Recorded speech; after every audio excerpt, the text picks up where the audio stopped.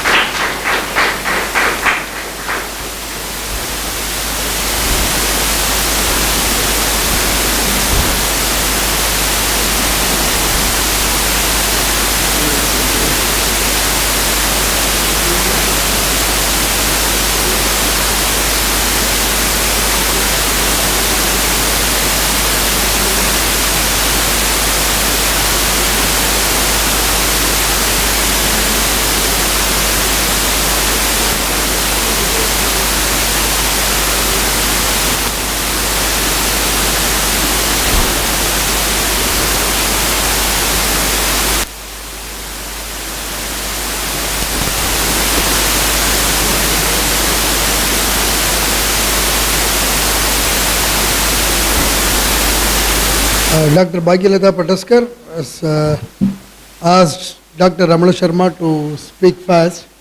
So may I request Mrs. Rama Kalyani to come over here and introduce Dr. Ramana Sharma to us.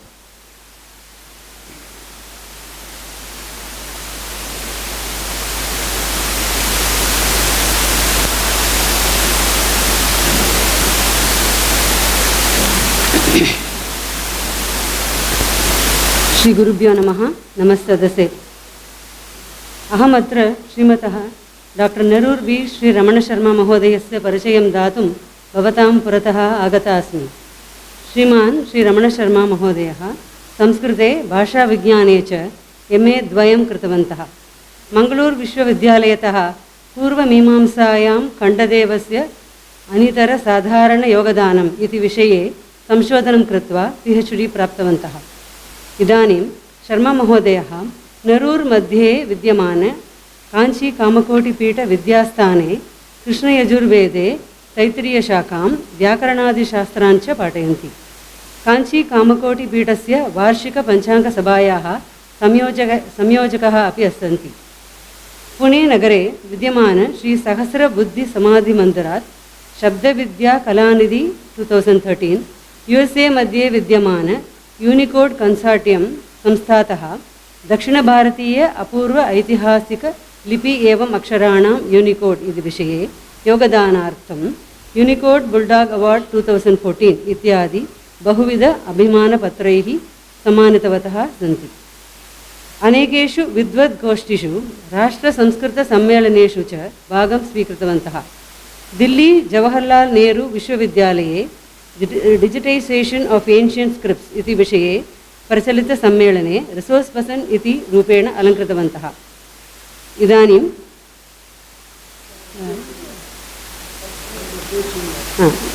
Shri के श्रीनिवासः श्रीमन्तं श्री रमणशर्माणम् अलङ्कारपरावरणेन सम्मानीकरोति।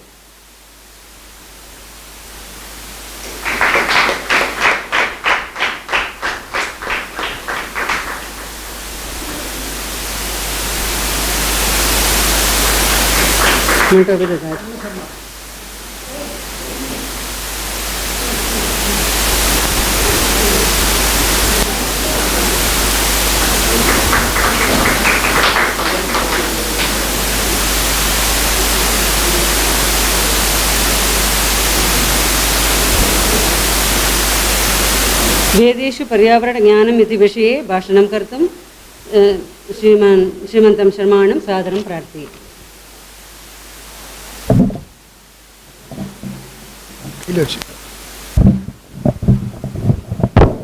तत्र स्थित्वा भाष्य प्रदर्शनीयं स्वीकरोतु।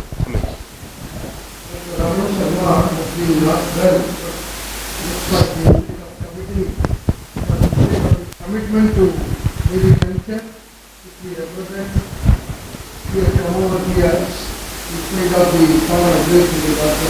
Travels, and he would be mostly talking in Sanskrit. And I request all of you to follow, and if you are not able to follow, he would talk in English and Tamil also. He is educated personality, he can speak in many languages, he knows many languages also. Over to Dr. Ramesh.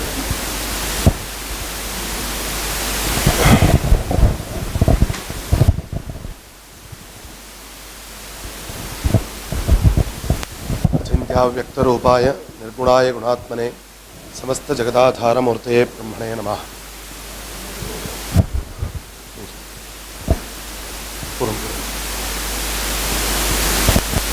प्रकृति परिसर प्रज्ञा इति अस्य दिनद्वयात्मकस्य सत्रस्य विषयः अस्ति।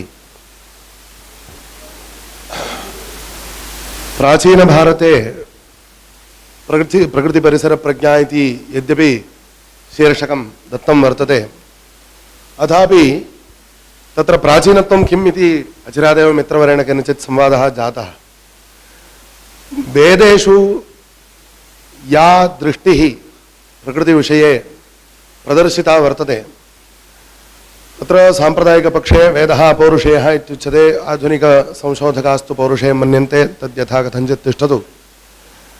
वेदेन प्रतिपादितानि तत्त्वानि यानि सन्ति तानि तावत् सनातनानि इति अस्माकं विश्वासः।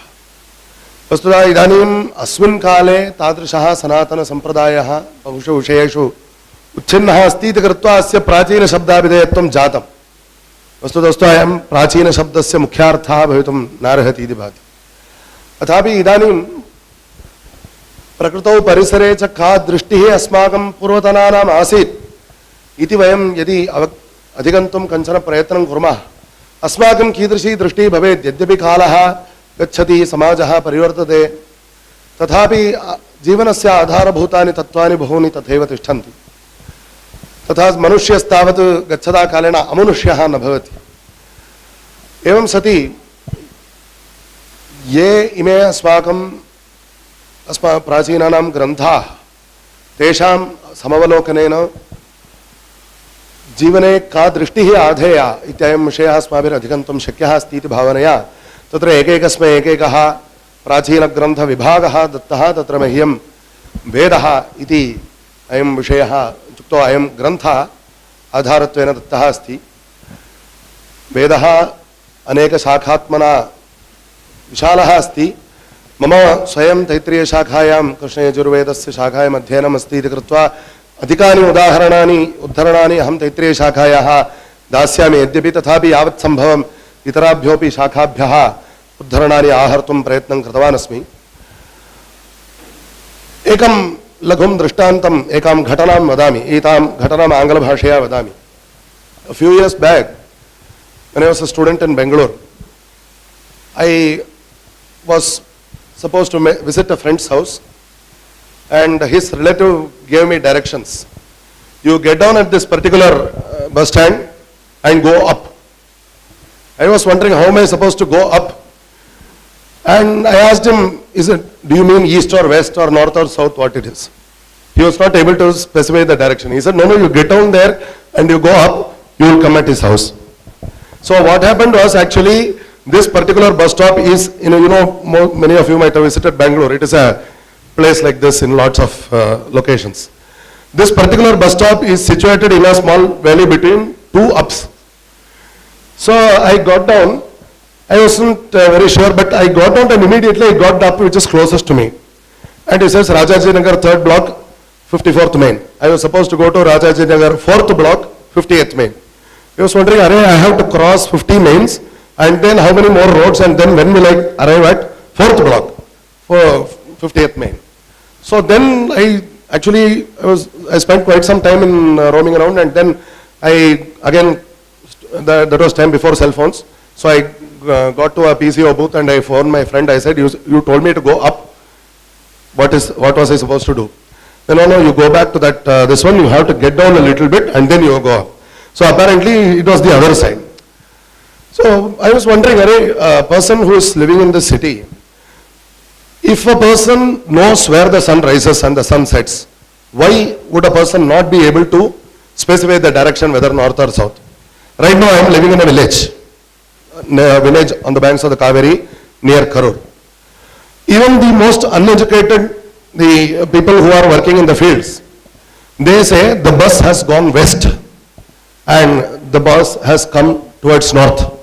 They use these absolute coordinates in describing the very, very mundane activity, that is the movement of the bus. So I was wondering, what is the difference? Then I thought probably the difference is that people who are living in the village, and I don't mean offense to anyone, but have a greater chance of knowing in which direction the sun rises and the sun sets. Another example, nowadays in these Android cell phones, we have something called weather applet. I have always wondered why we need a weather applet. If you look outside the window, you will know what the weather is.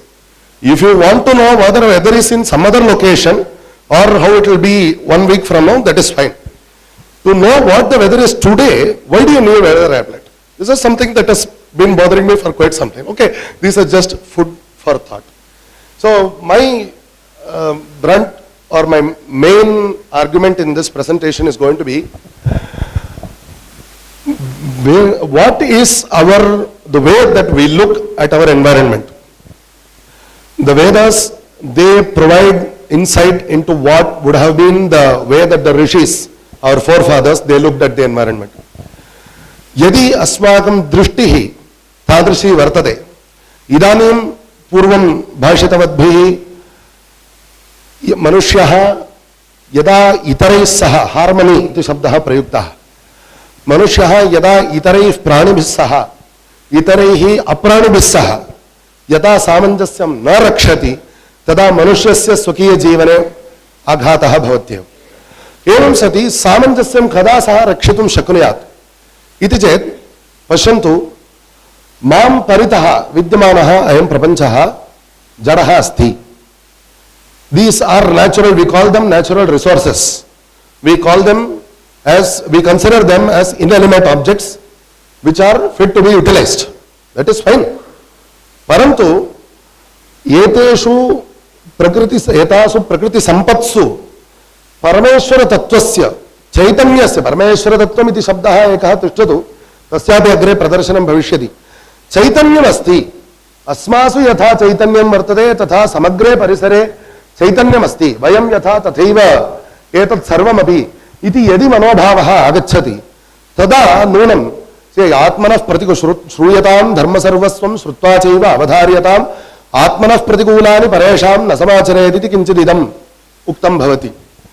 परेषाम् इति शब्दस्य कोऽर्थः? मनुष्यः अहं तस्मात् परेषां मनुष्याणाम् इति वा, प्राणी अहं तस्मात् परेषां प्राणिनाम् इति वा, अहमपि अस्मिन् जगति अस्मि, तस्मात् अस्मिन् जगति विद्यमानानां येषां केषामपि प्राणिनाम् अप्राणिनां च इति वा। यथा यथा मनोभावः विशालतरो भवति तथा तथा मनुष्यः प्रकृत्या सह आञ्जस्यं रक्षितुं शक्तो भवति। एवञ्च अयं मनोभावः कथं वेदस्य मन्त्रेषु ब्राह्मणेषु तत्र तत्र अभिव्यक्तो वर्तते इति यथाशक्ति मया संग्रहाय प्रयत्नः कृतः। तद् भवद्भिः सह संविभक्तुम् अत्र उपस्थितोऽस्मि। प्रकृतिः इति यदुच्यते तस्य कथं परिगणना, का प्रकृतेः स्थूलाः विभागाः के, प्रायेण बहूनाम् एते विषयाः परिचिता एव स्युः, अथापि व्यवस्थितरूपेण सर्वं सङ्ग्रहणीयमिति मत्या मया सङ्गृहीतमस्ति। तत्र अधुना तावत् आधुनिकविज्ञानरीत्यापि मैटर एनर्जी इति शब्दद्वयम् उच्चार्यते। इयं दृष्टिः शब्दान्तरैः प्राचीनैरपि अभिव्यक्ता अस्ति इति मे मतिः। तत्र प्रश्नोपनिषत् इति एका अथर्ववेदस्य उपनिषद् वर्तते। तत्र प्राणः रैः इति तत्त्वद्वयं प्रतिपादितमस्ति। प्रजापतिः यः स्रष्टा सः यदा प्रपञ्चं स्रष्टुमुद्युक्तः सः इदं मिथुनं द्वन्द्वम् उत्पादितवान् रयिं च प्राणं च इति। अग्रे प्राणस्य स्वरूपं विस्तरेण विव्रियते, रयेः अथवा रय्याः स्वरूपं विस्तरेण विव्रियते। मूर्तिरेव रयिः इति बाह्या या मूर्तिः वर्तते सा रयिशब्देन अभिधेया भवति। अन्तः प्रविश्य या प्राणशक्तिः सर्वं कारयति सा तावत् प्राणशब्देन उच्यते। पुनश्च प्राणेन प्रतराम् आविष्टा या रयिः भवति इत्युक्तौ यत्र मूर्तौ शक्तिः स्पष्टम् आविर्भूय कार्यं करोति तच्चेतनम् इति लोके व्यवह्रियते।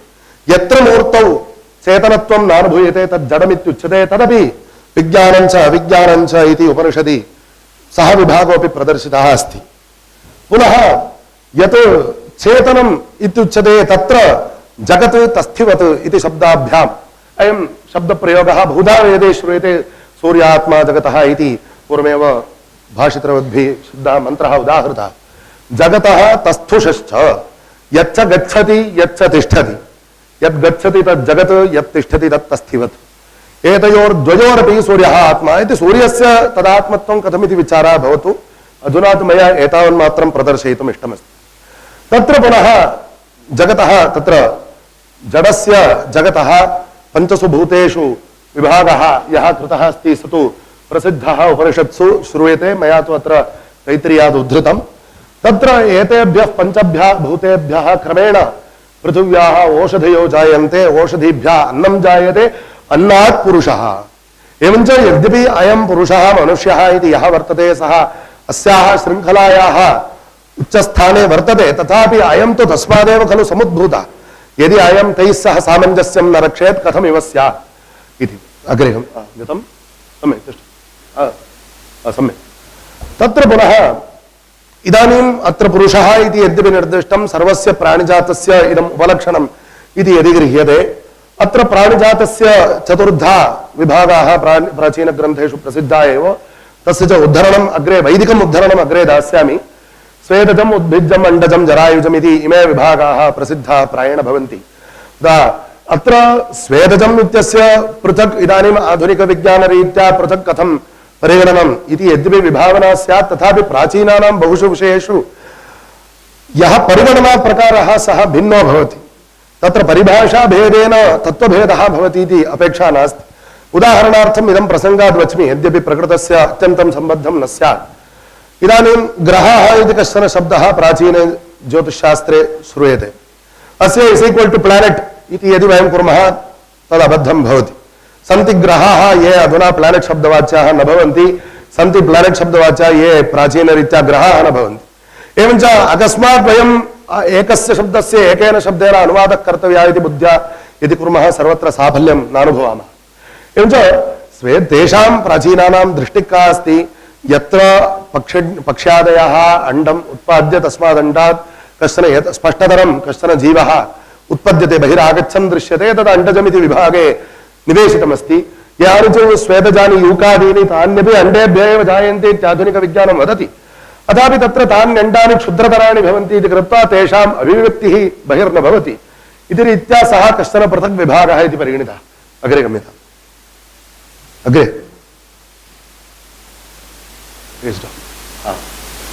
इदानीं प्राणिनः इति पुनः यः विभागः अस्ति तत्र द्विपादः चतुष्पादः इति सहजोऽयं विभागः भवत्येव। तत्र अस्मादारभ्य एतानि उद्धरणानि तत्र तत्र याः वेदे प्रार्थनाः मङ्गलप्रार्थनाः वर्तन्ते, मम मङ्गलं भवतु इति, मम मङ्गलं भवतु इति प्रायेण तत्र प्रार्थना दुर्लभा भवति। शम् इति शब्देन मङ्गलं प्रार्थ्यते, द्विपदे मनुष्येभ्यः यथा मङ्गलं भवतु इति प्रार्थ्यते, समनन्तरमेव चतुष्पदेपि मङ्गलं प्रार्थ्यते। केवलस्य मनुष्यस्य मम सर्वं सम्यक् भवतु इति प्रार्थना तु नैव क्रियते। एवमेव पश्यन्तु, तत्र चतुष्पदां मध्येपि अरण्याः पशवः ग्राम्याः पशवः, डोमेस्टिक् एंड वाइल्ड इति आधुनिकभाषायामपि उच्यते। तत्र यः विभागः अस्ति तत्र पश्यन्तु, अयं मन्त्रः किं प्रार्थयते, तत्र सप्तप्रधानाः पशवः इति प्राचीनग्रन्थेषु प्रायेण एतादृशाः प्राधान्येन संख्यानिर्देशाः बहुत्र श्रूयन्ते। संख्यायाम् अत्यन्तम् आग्रहो न कर्तव्यः अस्ति। तत्र यावत्यः अरण्यपशुजातयः यावत्यश्च ग्राम्यपशुजातयः सर्वास्ताः तासां सर्वासामपि इह रन्तिः सन्तोषः भवतु।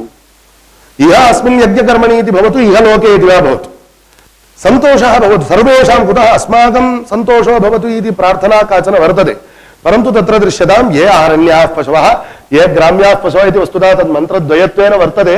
मया तु संक्षेपार्थं ग्राम्याः आरण्याः इति एवं युगपन्निर्देशः कृतः। एवञ्च तेषामपि इह रन्तिर्भवतु, इह सन्तोषो भवतु। तदानीमेव राजस्पोषः लौकिकी या समृद्धिः अस्माभिरपेक्षते सा सिद्ध्यति चेत् तदा अस्माकं सुप्रजास्त्वं भवति, तत् सिद्ध्यति चेत् अस्माकं बलं वर्धते, सुवीर्यत्वं भवति। अतः पशूनां यः सन्तोषः अस्ति, चतुष्पदां यः सन्तोषो वर्तते, सोऽपि अत्र हेतुत्वेन प्राचीनैः उपन्यस्तः अस्ति इति मम भासते। एवमेव न केवलं तत्र पशुभ्यः चतुष्पादः इति ते जीवन्तः अस्माभिर्दृश्यन्ते, कदाचित् कस्यचित् तेष्वपि करुणा जायते, तावन्मात्रं न। ये पशूनाम् अन्नभूताः याः ओषधयः वर्तन्ते, वनस्पतयः वर्तन्ते, तासाम् ओषधीनां च अन्नभूता तत्र पृथिवी या वर्तते, पृथिव्याः सारः खलु ओषधीभिर्भुज्यते। पुनश्च आपः याः ओषधीनां च अन्नभूताः अस्माकं च अन्नभूताः, चतुष्पदां च अन्नभूताः, तासां सर्वासामपि मङ्गलं भवतु इति प्रार्थना क्रियते। अत एव अग्रे यदा शान्तिप्रार्थना क्रियते, महान् विस्तरः अस्ति। मया तु पुनः तत्र विशेषतः ये शब्दाः वर्तन्ते ते एव सङ्गृहीताः। पृथिवी अन्तरिक्षं द्यौः दिशः अवान्तरदिशाः। दिशा इति केवलं प्राची दक्षिणा उदीची इति कदाचित् मध्ये विद्यमानाः त्यक्ताः स्युः इत्याशङ्कया भेदः आदरातिशयं प्रकटयति। अवान्तरदिशानामपि शान्तिर्भवतु। अग्निर्वायुरादित्यः इति एकैकस्य लोकस्य अधिपतित्वेन याः देवताः परिगणिताः, चन्द्र यानि च इतराणि ज्योतिंषि आकाशे चकासति, एवं तेषां सर्वेषामपि पश्यन्तु शान्तिर्भवतु इति प्रार्थ्य गोः शान्तिः, अजायाः शान्तिः, अश्वस्य शान्तिः, अश्वस्य अन्ते पुरुषस्य। अयं क्रमः, अस्मिन् क्रमे कश्चन अर्थः भवेत् इति अस्माभिः आलोचनीयं वर्तते। अग्रे गम्यताम्। नेक्स्ट् पेज् डौन् कर्तुं शक्यते। एवञ्च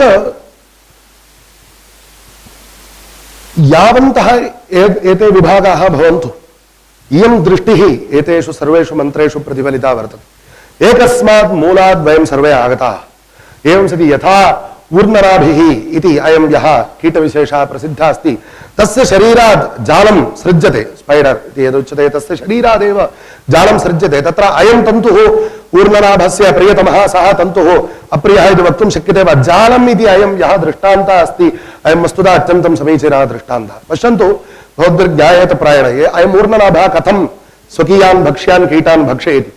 तस्मिन् जाले यत्र कुत्रापि मूले एकः लघुतरः कीटः संस्पृष्टो भवति चेत् तद् जालद्वारा अस्य ऊर्णनाभस्य सा प्रज्ञा जागर्ति, अत्र अयम् आगतः। सा झटिति तत्र विद्यमानेन स्निग्धद्रव्येण सह प्रतिरुद्धसञ्चरः भवति, तस्मात् अयं झटिति गत्वा तं गृह्णाति। तद्भवतु, इदानीं जालमिति अस्ति, जाले एकैकः तन्तुः अपि इतरैः सर्वैः तन्तुभिः सह सम्बद्धः। नो चेत् यत्र कुत्रापि जाले सञ्चरतः ऊर्णनाभस्य अन्यत्र विद्यमानः कीटः कथं परिज्ञातो भवति? वयं यावत्यः प्राणिजातयः सन्ति, तासां सर्वासां प्राणिजातीनां परस्परं जाले यथा तथा निबन्धः वर्तते। तदपि अत्र यद्यपि इदं तथा कण्ठरवेण नोक्तं, तथापि अयं दृष्टान्तः यः अस्ति सः अस्माभिः निपुणम् आलोचनीयः अस्ति। यथा पुनः पृथिव्यां पृथिवी सकाशादेव पृथिव्याः विभज्य ओषधयः कुत्रापि न जीवन्ति तद्वत् पृथिवी सकाशादेव यथा ओषधयः उत्पद्यन्ते यथा मनुष्यस्य शरीरात् केशलोमान् उत्पद्यन्ते तत्र केशलोमानाम् आकर्षणे कृते मनुष्यस्य तु वेदना भवत्येव एवं सति तथा एकस्मात् अक्षरशब्दवाच्यादयं सर्वोऽपि प्रपञ्चः उत्पद्यते इत्यनेन अस्माकं सर्वेषामपि एकं मूलमदेव यत्र विश्वं भवति एकनीडम् एकस्मिन् नीडे ये पक्षिणः वसन्ति ते तैः परस्परम् अवश्यं सामञ्जस्यं रचनीयमस्ति इदानीमपि तत्र फ्लाट् शब्दाभिधेयेषु ये वसन्ति तेषां किञ्चित् असोसियेशन् किञ्चित् अपेक्षितं भवति किमर्थम् अपेक्षितं तत्र सामञ्जस्यं घटनीयमस्ति खलु अतः यदा अयं सर्वम् इदं सर्वं विश्वमपि एकनीडम् इति यदि परिगणना क्रियते तदा कीदृशः अस्माकं तेषां सर्वेषां परस्परस्नेहभावः भवेत् इति अतः एतत् सर्वं तत्र विस्तरेण पुनः कीदृशाः जातयः इति इदमेव तत्र पूर्वं स्वेदजाति विभागानां मूलत्वेन मया विवक्षितमस्ति इमानि यानि पञ्चमहाभूतानि वर्तन्ते यानि अत्र क्षुद्राः याः जातयः वर्तन्ते तत्र अण्डेभ्यः उत्पद्यन्ते जरायोः उत्पद्यन्ते स्वेदाद् उद्भिदः अश्वाश्च गावश्च पुरुषाश्च हस्तिनश्च यत्किञ्चेदं प्राणि च जङ्गमं च पतत्रि च यच्च स्थावरम् सर्वं तत् प्रज्ञानात् ब्रह्मणः समुद्भूतं तस्मिन्नेव प्रतिष्ठितं च इति इयं दृष्टिः तत्र अभिव्यक्ता भवति अग्रे गम्यते अतः इयं दृष्टिः पुनः अस्मात् किं फलति इति चेत् यदा अयं समग्रः प्रपञ्चः ब्रह्मणः एव अभिव्यक्तिविशेषः इत्युच्यते तदा समग्रे प्रपञ्चे ब्रह्मदृष्टिः ईश्वरदृष्टिः आधीयते अयं रुद्राध्यायः प्रसिद्धः अस्ति सर्वत्र अभिषेकादौ प्रयुज्यते च पूजादौ प्रयुज्यते च रुद्राध्यायस्य सकृत् अनुसन्धानं कुर्मश्चेत् अस्माकम् अद्वैत निष्ठा कदाचित् आगच्छेत् यदि तावत्या श्रद्धया तावत्या तन्निर्भरतया वयं तस्य ध्यानं कुर्मः तादृशः तत्र मनोभावः प्रसिद्धः प्रकटितः अस्ति वृक्षेभ्यो हरिकेशेभ्यः ये हरितवर्णयुक्ताः हरितवर्णपर्णयुक्ताः वृक्षाः ये वर्तन्ते तत्र वृक्षाणां केशाः इव एतानि पर्णानि दृश्यन्ते तादृशेभ्यो वृक्षेभ्यो नमः नमस्कारः प्रकटीक्रियते नमस्कारेण किं भवति इदानीं वृक्षस्य आधुनिकरीत्या विज्ञानरीत्या केचित् पृच्छेयुः अनेन नमस्कारेण किमपि केमिकल् रियाक्षन् जायते वा इति कदाचित् पृच्छेयुः पश्यन्तु केमिकल् रियाक्षन् तु आधुनिकरीत्या एतत् सर्वं बयोकेमिस्ट्रि इत्येव खलु उच्यते बहिः केमिकल् रियाक्षन् जायते वा न वा अत्र जायते न्यूरोकेमिकल् रियाक्षन् इत्यादिकं वदन्ति किल अवश्यम् अत्र जायते अस्माकं मनोभावः तथा वर्धितो भवति तेन मन्त्रोच्चारणेन तादृशं फलं भवति वा न वा इत्यत्र भवेन्नाम जनानां विप्रतिपत्तिः तत्र अधुना अहं न किञ्चित् वक्तुम् इच्छामि परन्तु सर्वं खलु मनसः सकाशात् प्रभवति सर्वे विचारा यद्धि मनसा ध्यायति तद् वाचा वदति तत् कर्मणा करोति इति वेदः कथयति एवञ्च मनसः यदा एतादृशः संस्कारो भवति यथा सर्वेषु भूतेषु एकैकस्मिन्नपि लौकिकप्रपञ्चस्य अवयवे ईश्वरदृष्टिः यदा सम्पाद्यते तदा नूनं मनसः अन्तः तु निश्चयेन केमिकल् रियाक्षन् भवति प्राणे इदं केनापि आक्षेप्तुं न शक्यते अतः तत्र शीभशब्देन अत्यन्तं शीघ्रं वहन्त्यः आपः उच्यन्ते तादृशेषु अप्सु विद्यमानः यः परमेश्वरः तस्मै नमस्कारः ऊर्मिः इति तरङ्गाः ये वर्तन्ते तत्र विद्यमानाय परमेश्वराय नमस्कारः तत्र जलस्य प्रवाहे यत्र जलम् उत्पतति तत्र यः शब्दः अवस्वनो जायते तस्मिन् शब्दे विद्यमानाय ईश्वराय नमस्कारः इति महता विस्तरेण जलस्य प्रायेण अत्र अत्यधिकाः भागाः जलस्य नानाविधान् प्रकारान् वर्णयित्वा तत्र तत्र यः परमेश्वरः अस्ति जलात् पुनः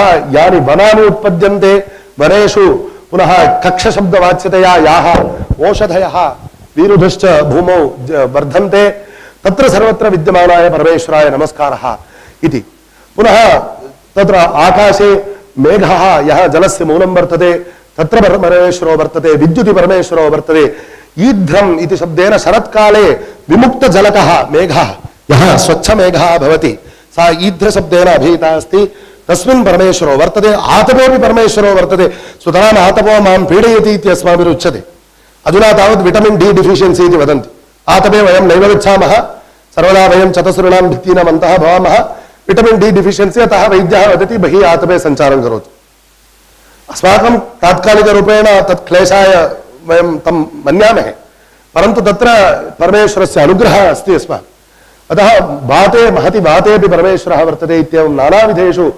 धूलिकणेष्वपि वर्तते पुनः या निष्फला भूमिः ईरिणम् इति शब्देन वाच्या या निष्फला भूमिरिति अस्माभिर्विभाव्यते तत्रापि परमेश्वरो वर्तते शुष्कं यद्वर्तते तत्रापि सः अस्ति हरितं यद्वर्तते तत्रापि सः अस्ति अन्ततो गत्वा यद्यपि अनुवाकक्रमेण इदं पूर्वमेव आगच्छति श्वान ये अस्माभिः अत्यन्तं क्षुद्रजीविनः नाम कदाचित् मशकानपि झटिति आशातयामः परन्तु यदि दूषणीयः कश्चित् तदा शुनकः इति शब्दः अस्माभिः प्रयुज्यते परन्तु तस्मिन् शुनके अपि परमेश्वरः वर्तते इति पुनश्च तं शुनकं यः आश्रित्य जीवनं करोति तादृशाय जनाय अपि नमस्कारः क्रियते सोऽपि परमेश्वरस्वरूपः अग्रे पुनः एवमेव अस्मिन् अध्याये परमेश्वरध्यानं सर्वेषु भूतेषु यदि क्रियते अग्रे गम्यते तर्हि इदमस्माकं प्रसिद्धमस्ति प्रथमं रुद्र मन्त्रपठनेन अभिषेकादिकं कृत्वा पश्चात् चमकमन्त्रस्यापि चमकाध्यायस्यापि पठनं करणीयमिति सम्प्रदाये प्रसिद्धमस्ति तत्र चमकाध्यायस्य अपि तत्रापि प्रकृतेः कति विभागाः तत्र प्रदर्शिताः इति नितरां विस्मयं जनयेत् तत्र कियद्दूरम् इति चेत् महाभाष्यकारः एकत्र वदति चमेषु यत्पठ्यते किं नाम धान्यम् इति कश्चन प्रश्नः धान्यानां भवने क्षेत्रे खञ् इति किञ्चित् सूत्रं धान्यं नाम किम् इति चेत् चमेषु यत्पठ्यते तद्धान्यम् ततो गत्वा तन्नास्ति इति अग्रे निराकरणं क्रियते तद्भवतु परन्तु धान्यानां तत्र विभागाः कतिधा प्रदर्शिता इति महाभाष्यकारस्यापि तादृशः अभिमानः चमकाध्याये वर्तते इति अस्माभिर्ज्ञायते तत्र पश्यन्तु इदानीम् आहारपदार्थाः भोज्यपदार्थाः धान्यशब्दवाच्याः तत्र कुत्सिताः यवाः वा भवन्तु कूयवाः इति शब्देन कुत्सिताः यानि धान्यानि कदाचित् भोजनार्थम् अनर्हाणि भवन्ति अस्माकं भोजनार्थं कदाचित् अनर्हाणि भवन्ति पशुभ्यस्तु ग्रासाय कल्पन्ते अथवा अन्येषां पुनः प्राणिनां काचन कथा भवति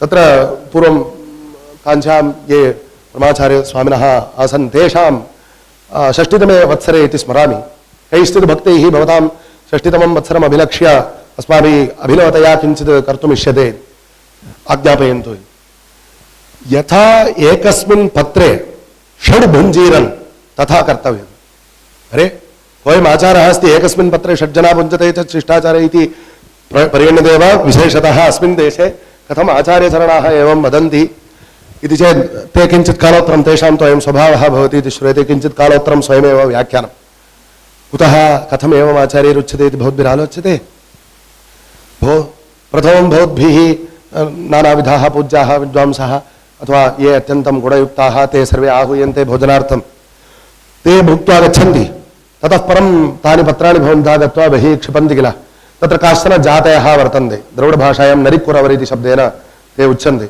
तेषां तु कश्चन अयं नियमः आसीत् इति श्रूयते यद् उच्छिष्टपत्रेभ्यः एव भोक्तव्यं तासां यदि इदानीं भवद्भिः एतैर्यावत् भुज्यते तावदेव परिविश्यते तर्हि तत्र किञ्चित् नावशिष्यते तत्र ये आगच्छन्ति ते निराशाः प्रतिगच्छन्ति उच्छिष्टभोजनः अतः एते यावद् भोक्तुं न शक्नुवन्ति तावत् भवद्भिः परिवेषणीयं तत्र तेन च उच्छिष्टभोजनं लभ्यते न केवलं तदुपरि यदा ते भुक्त्वा गच्छन्ति तत्र शुनकाः आगच्छन्ति उच्छिष्टभोजनं भोजनोत्तरमपि अवशिष्येत तेन शुनकानां भोजनं लभ्येत इयं तृतीयकक्षा शुनकानाम् अपगमोत्तरमपि तत्र पक्षिणः काकादयः आगच्छन्ति तेषामपि भोजनाय भवेत् इयं चतुर्थकक्षा काकादीनाम् अपगमेपि पिपीलिकानां भोज्यं भवति तत्र इयं पञ्चमकक्षा पिपीलिकाः भक्षयित्वा गच्छन्ति चेदपि कृमयः पिपीलिकाभ्योऽपि सूक्ष्मतराः ये कृमयः वर्तन्ते तेषामपि भोजनं भवति एवं भवद्भिः अन्नं दातव्यम् एवञ्च एतावान् अतः कुत्सितयवाः अपि मम अनुकूलाः भवन्तु इति प्रार्थना कुतः कर्तव्या पुनश्च तत्र नानाविधानि धान्यानि व्रीहयः यवाः माषाः इति तत्र कदाचित् एतेषां धान्यानाम् अधुना आधुनिक बोटानिकल नेम इत्यादिकं किम् इति तु संशोधनं तु कर्तव्यं स्यात् इति भावयामि न जाने अन्ये कृतं वा इति परन्तु एतावत्यः जातयः धान्यानां जातयः प्रदर्श्यन्ते पुनः न केवलं तत् अस्माकम् अनेन तु प्रत्यक्षलाभः अस्ति भोज्यपदार्थेन किं पर्वताः तत्र तिष्ठन्ति चेत् तेन अस्माकं का लाभः इति वयं मन्यामहे पर्वताः यदि मेघान् उपरुन्धन्ति तदा वृष्टिः पतति तदा खलु नदीषु जलं लभ्यते तदा सति अश्मानो ये भवन्ति मृत्तिका या भवति सर्वस्य समग्रायां भुवि किञ्चित् कार्यमस्ति परस्परोपकारकत्वं वर्तते अतः अश्मानः मृत्तिकाः गिरयः पर्वताः सिकताः तेभ्यो जायन्ते ये वनस्पतयः पुनः नानाविधानि लोहानि हिरण्यम् अयम् अयः सीसं त्रपु श्यामं लोहं पुनः तत्र भूतानि अग्निः आपः सस्यानि इति तत्र पुनः कृशावपि कृष्टबच्चम् अकृष्टबच्चम् इति कर्षणेन विना यदुत्पद्यते तादृशाः अन्नजातयः अपि वर्तन्ते ग्राम्याः पशवः अरण्याः इति अयं विषयस्तु पूर्वमे उक्तः तेऽपि सर्वेपि मम अनुकूलाः भवन्तु विशेषतः पशूनां तु तत्र मनुष्यस्य जीवनेन सह गावां विशेषेण सम्बन्धो वर्तते इति वयं जानीमः अतः गवां मध्ये एकैकस्मिन् जीवनघट्टे पश्यन्तु गर्भाः सद्यो जाताः वत्साः एकवत्सरपर्यन्तं वत्सशब्दवाच्यत्वं भवति सार्धैकवत्सराः यः भवति सा त्रिविः द्विवत्सरः यः भवति सा द्वितीयपाट् सार्धद्विवत्सरः त्रिवत्सरः सार्धत्रिवत्सरः चतुर्वत्सरः इत्येवमादिक्रमेण एकैकस्मिन्नपि जीवनघट्टे सः पशुः मम अनुकूलो भवतु उक्षाणः ऋषभाः इति ये पुनः अग्रे प्रजाः उत्पादयितुं शक्नुवन्ति ते तेन शब्देन उच्यन्ते तत्सर्वं भवतु तेषां प्रार्थना क्रियते इत्यत्र नास्ति आश्चर्यं पुनः अग्रे अनड्वान् यः शकटं वहति या धेनुरस्ति एते सर्वे प्रार्थ्यन्ते तद्भवतु अत्र पश्यन्तु वशा या वन्ध्या भवति गौः सापि मम अनुकूला भवतु वन्ध्या